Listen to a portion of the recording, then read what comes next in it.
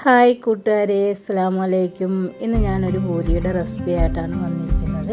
എല്ലാവർക്കും പൂരി ഉണ്ടാക്കാൻ അറിയാം. എന്നാലും ഞാൻ ഉണ്ടാക്കുന്ന രീതി നിങ്ങളുമായിട്ടൊന്ന് ഷെയർ ചെയ്യാമെന്ന് വിചാരിച്ചു. അതിനായിട്ട് ഞാനിവിടെ എടുത്തിരിക്കുന്ന ആട്ടാമാവാണ്. അതിലേക്ക് കുറച്ച് റവയും ചേർത്ത് കൊടുത്ത് ഉപ്പും ആവശ്യത്തിന് ചേർത്ത് നല്ല കണക്കൊന്ന് മിക്സ് ചെയ്തെടുക്കുക.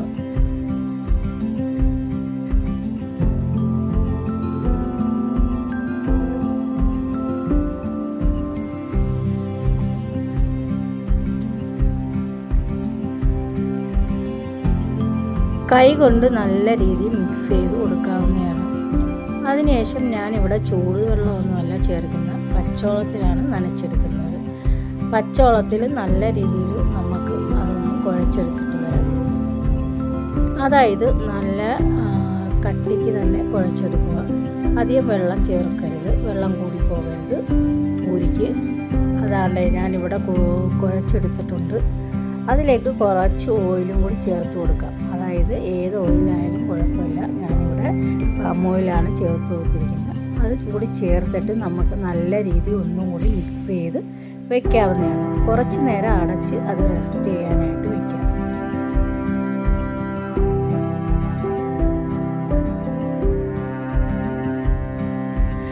എണ്ണയൊന്ന് ചൂടാവാനായിട്ട് നമുക്ക് വയ്ക്കാം. അതിനുശേഷം ദാണ്ടേ ഞാൻ പ്രസ്സിനകത്താണ് പരത്തിയെടുക്കുന്നത്.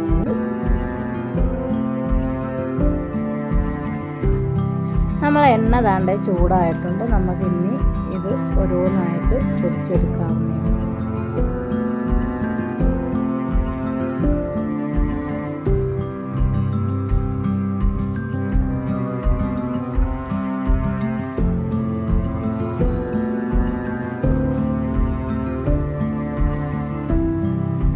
എണ്ണയിലേക്ക് ഇട്ടതിന് ശേഷം നമ്മൾ ആ ഒരു തവി കൊണ്ട് നമ്മൾ മേൽഭാഗം ഒന്ന് പ്രസ് ചെയ്ത് കൊടുക്കുക. അപ്പോഴത്തേക്ക് നമ്മളെ പൂരി ഒന്ന് പൊങ്ങി വരുന്നതായിരിക്കും.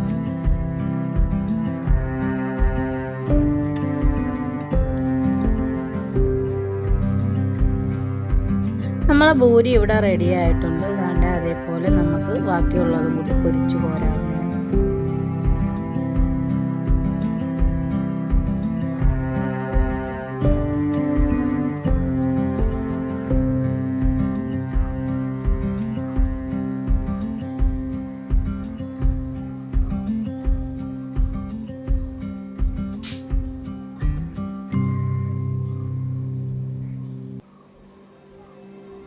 നമ്മളെ പൂരി താണ്ടേ ഇവിടെ പൊരിച്ചു കോരി എടുത്തിട്ടുണ്ട്.